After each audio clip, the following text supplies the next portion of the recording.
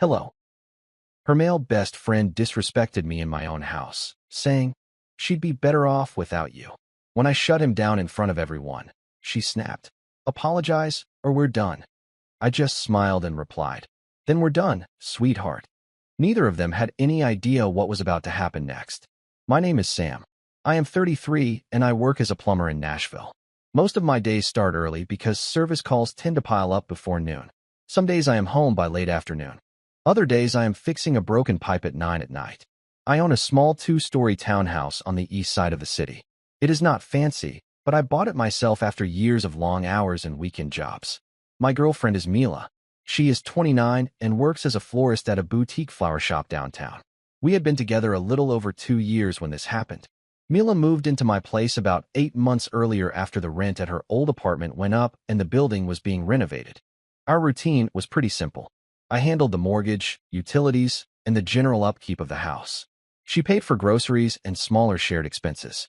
Most nights we had dinner together unless I was stuck finishing an emergency plumbing call somewhere across town. Mila had a male best friend named Paul who had been around long before I met her. From what she told me, they met in college and stayed close after graduation. I never had a problem with that idea. Adults have long-term friendships, and I am not the type to compete with someone who existed before the relationship. But Paul was around more than I expected. Sometimes Mila invited him over. Other times he would text her and show up later that evening. From the start, he treated my house like it was just an extension of Mila rather than a place I paid for. Shoes on the couch, helping himself to whatever was in the fridge. Loud opinions about things that had nothing to do with him. At first I kept everything polite. He was technically a guest, and I do not enjoy pointless arguments. Still, there was always something under the surface with him. Small comments about how Mila deserved someone more exciting. Little jokes about how plumbing sounded like a boring life. Nothing big enough to explode into a fight. Just constant little digs. Whenever it happened, Mila would laugh and say that Paul had a sarcastic sense of humor. About 3 weeks ago, we had a small dinner at my place. Nothing complicated. A few friends, takeout food, and a couple bottles of wine. Paul was there, of course. About an hour into the evening, the conversation drifted toward relationships and long-term plans. Paul looked at Mila, then at me, and casually said that she would be better off without me. The room went quiet in the exact way it does when someone crosses a line but pretends they did not. For a few seconds, nobody said anything. One of Mila's friends looked down at her glass. Another guy coughed and pretended to focus on his phone. Everyone in the room clearly understood that Paul had just stepped over a line. Paul, on the other hand, leaned back in his chair like he had said something completely normal. Mila gave a short laugh that sounded more nervous than amused. I remember setting my glass down on the table and looking directly at him. I asked him to repeat what he just said. He shrugged and smiled in that casual way people use when they want to pretend they are joking after saying something serious. He said, "Relax, it was just an opinion." Then he added that Mila was smart, social, and full of energy while I spent most of my time crawling under sinks and fixing toilets. He said it like it was a harmless observation. At that point, the room was completely silent. I asked him a simple question. I asked him why he thought it was appropriate to insult me in my own house. He rolled his eyes and said I was being sensitive. Then he said the sentence that really settled things for me. He said that if Mila had listened to him earlier, she probably would have found someone better already. That was when I stood up. Not aggressively. Not yelling. I just stood up from the table and looked at him for a moment. Then I told him something very clearly. I told him that he was a guest in my home, and he was done talking like that. I told him if he had an issue with me, he could keep it to himself, or he could leave. Paul laughed. Actually laughed. He leaned forward and said something about how I could not tell him what to say around Mila. That was when Mila suddenly stood up too. She looked irritated. Not at Paul. At me. Her voice got sharp in a way I had not heard before. She said I was embarrassing her by making a scene over something that was obviously a joke. Then she said I needed to apologize to Paul so everyone could relax and enjoy the evening. The entire table was staring at us. I remember looking at Mila for a few seconds because I honestly thought I misheard her. So I asked her to repeat that. She crossed her arms and said it again, louder this time. She said I needed to apologize to Paul for overreacting. Then she added one more sentence. She said if I refused to apologize, then we were done. That was the moment the whole situation became very simple for me. I did not raise my voice. I did not argue with Mila, and I did not insult Paul. I just looked around the table for a second and realized the evening was already over whether anyone admitted it or not. So I made a simple decision. I told everyone that dinner was finished and it was time for them to head out. At first, nobody moved. One of Mila's friends asked if I was serious. I told her yes, very calmly. I said I was not interested in hosting people in my house, while being told I needed to apologize for being insulted in my own living room. That seemed to break the tension. Chairs started sliding back. Someone grabbed their jacket. Another friend muttered something about the night getting awkward. Paul stayed seated. He leaned back in the chair again and gave me this smug half-smile like he thought the whole thing was some kind of performance. He asked if I was really kicking everyone out because of one comment. I told him I was asking everyone to leave because the evening was over. Then I looked directly at him and added that he should probably be the first one out the door. That finally got him to stand up. He said something under his breath about how I clearly had anger issues. I ignored it and walked toward the front door. Within a couple of minutes, people were grabbing bags, saying quick, awkward goodbyes, and stepping out onto the porch. The whole group cleared out faster than I expected. Paul was the last one walking down the front steps. Before he left, he turned back toward the doorway and shook his head like he was disappointed in me. He said Mila deserved better than someone who acted like this. I did not respond. I simply closed the door. The house got quiet immediately after. When I turned around, Mila was still standing near the dining table with her arms crossed. She looked furious, not embarrassed, not uncomfortable, furious. The first thing she said was that I had just humiliated her in front of her friends. Then she asked me what the hell I thought I was doing. I told her exactly what I was doing. I was removing people who disrespected me from my house. She scoffed and said Paul had not disrespected me. She said he had only told the truth. That was when I realized the dinner had never actually been about Paul. Mila kept standing near the table, waiting for me to argue with her. But I did not feel like arguing anymore. Something about the way she said Paul was just telling the truth made the whole situation very clear in my head. I looked at her for a moment and then simply nodded. I told her all right. She looked confused by that. Then I walked past her and headed upstairs. At first, she did not follow me. I could hear her moving around the kitchen like she was expecting me to come back down and continue the argument. Instead, I walked straight into the bedroom and opened the closet. About half of the space was hers now. Dresses, jackets, shoes lined up along the bottom shelf. I grabbed the first empty laundry basket I could find and started putting her things inside. Nothing aggressive. I was careful with everything. Folded clothes. Shoes placed on top. A couple minutes later, Mila came upstairs. She stopped in the doorway and just stared at me. She asked what I was doing. I told her I was packing her things. At first, she laughed like she thought I was trying to scare her. Then she realized I was serious. Her tone changed immediately. She said I was being dramatic and needed to calm down. I kept folding clothes and placing them into the basket. I told her she gave me two options earlier. Apologize to Paul or the relationship was over. She opened her mouth like she was about to argue, but stopped. Then she said that was not what she meant. I shook my head. I told her that was exactly what she meant because she said it very clearly in front of 6 people. She walked into the room and asked if I was really ending a 2-year relationship over one stupid dinner argument. I told her no. I was ending it because she demanded I apologize to a guy who insulted me in my own house, and then said he was right. That was when she got angry again. She said Paul was only trying to look out for her. She said sometimes people outside the relationship can see problems more clearly. I placed another stack of her clothes into the basket and looked at her. I told her if Paul cared that much about her living situation, then she was welcome to go stay with him. That was when she realized I was not bluffing. For a few seconds, Mila just stood there staring at the laundry basket in my hands. I could see the moment it finally registered that I was not trying to scare her, and I was not bluffing. Her voice shifted from angry to shocked. She asked if I was seriously throwing her out of the house. I reminded her that the house belonged to me and that she had already made it clear the relationship was over if I did not apologize. She said that was not how she meant it. I told her those were still the words she chose. She started pacing around the bedroom like she was trying to figure out how the situation had turned around on her so quickly. Then she said something that honestly surprised me. She said I was choosing my ego over our relationship. I placed another folded stack of her clothes into the basket and told her that was not what was happening. What was happening was that she had chosen Paul over basic respect. She immediately pushed back on that and said Paul had done nothing wrong. According to her, he was just being honest, and I should have handled it like an adult instead of kicking everyone out. That was when I stopped packing for a second and looked at her. I asked her a very simple question. If one of my friends had come into our house and told her she would be better off without me, would she have laughed it off? She did not answer. Instead, she said I was twisting the situation. So I went back to packing. Within about 10 minutes, I had 2 baskets and 1 small suitcase filled with most of the things she used daily. Clothes, shoes, makeup bag from the bathroom. Mila followed me downstairs while continuing to argue. She kept saying I was overreacting and that normal couples work through disagreements. I set the baskets near the front door and grabbed her suitcase. Then I opened the door. The night air outside was quiet, and the streetlights were already on. When I turned back toward her, she looked genuinely stunned. She asked me where exactly she was supposed to go.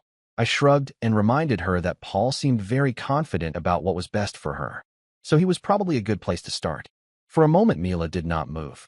She stood in the middle of the living room looking at the open front door, then back at the baskets sitting on the floor.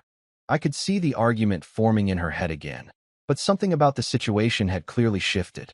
The confidence she had earlier during dinner was gone. Now she looked uncertain. She asked me if I was really going to make her leave in the middle of the night. I told her it was barely past 9 and Nashville was not exactly shutting down for the evening. Then I added that she had plenty of options. Friends, co-workers, and of course Paul. The moment I said his name, her expression tightened. She said I was being petty by bringing him into it. I reminded her that he had already inserted himself into the situation earlier that night. For a few seconds, she just stood there staring at me like she expected me to suddenly change my mind. When that did not happen, she walked over to the door and looked down at the baskets. She picked one up slowly. Then she grabbed the suitcase handle. Before stepping outside, she turned back toward me. Her voice had lost most of the anger now and sounded more defensive than anything else. She said I was going to regret this once I cooled down. According to her, I was letting one stupid comment ruin everything we had built over 2 years. I leaned against the wall near the doorway and shook my head. I told her the relationship ended the moment she demanded I apologize to someone who insulted me in my own home. She stared at me for another second, like she was waiting for some kind of emotional reaction. But there really was not one. I had already made the decision upstairs. Finally, she stepped out onto the porch. She carried one basket to the sidewalk and then came back for the second. The suitcase rolled behind her as she walked down the short path toward the street. She never looked back again after that. About 30 seconds later, headlights appeared at the end of the block. A car slowed down and pulled up next to her. I watched from the doorway as she loaded her things into the back seat and climbed in. Then the car drove away. The house became completely quiet again. After the car disappeared down the street, I closed the front door and locked it. The house felt strange for a minute. Not sad, just quiet in a way it had not been in a while. Dinner plates were still sitting on the table, and a couple half-empty glasses were next to the sink. The evening had ended so abruptly that nobody bothered cleaning anything. I walked around the house for a few minutes, turning off lights and picking up small things people had left behind. Then I sat down on the couch. About 5 minutes later, my phone started buzzing. Mila.